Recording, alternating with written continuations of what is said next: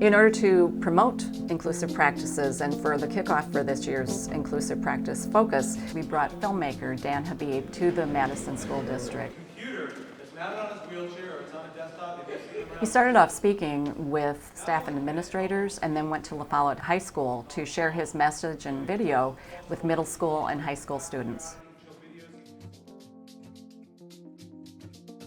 When I became a photojournalist 20 years ago, I did a story on one of the first elementary schools in New Hampshire to try inclusion, or mainstreaming as it was called at the time. At Beaver Meadow Elementary, kids with disabilities began to join the same classrooms as kids without disabilities. Now my son goes to Beaver Meadow. He has a disability, and I think about inclusion every day. He's going to grow up with these kids, and they'll know him as Samuel, not the kid in the wheelchair. Really, my goal is to use this film to help educators and students really come to understand the benefits of inclusion, but also just reach the general public and help inform people about a national trend, which I think is wonderful, to not have special education or regular education. It should just be education. At the middle school level, we had representatives of approximately 600 students from all 11 middle schools. This was an awesome opportunity for our students. Some were student council representatives, some were social studies classes participants, and they came to watch and listen to Dan Habib show his video, including Samuel, and had the opportunity to ask questions in regards to his son Samuel and inclusion. And his doctor actually came up to me and said, "Why don't you document this?" My whole career was as a photojournalist for 20 years, pointing my camera at other people and telling other people's stories.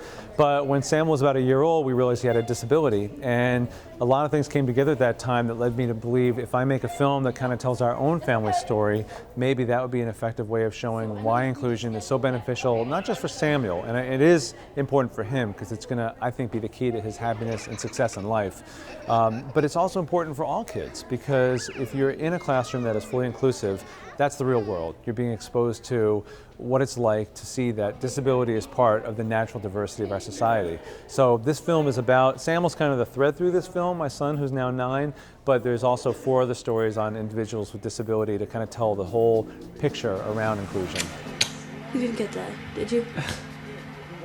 I think what is maybe some of the piece that still needs to be worked on is making sure that teachers have the right support, the right training, the right technology, and I think that's what the district is working hard towards right now, to make sure teachers are prepared to succeed. I believe the leadership from the superintendent and the principals on down believes this is the right thing for our kids in our society, but we want to make sure that teachers and other staff in the school feel well equipped and supported to do it well.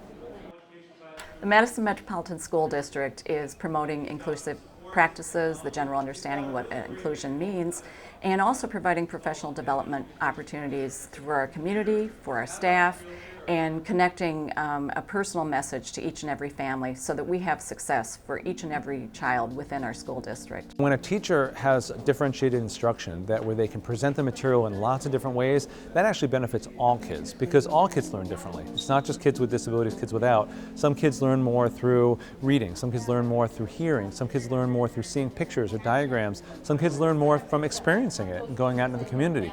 So I think teachers who are good inclusion teachers actually are just better teachers, period.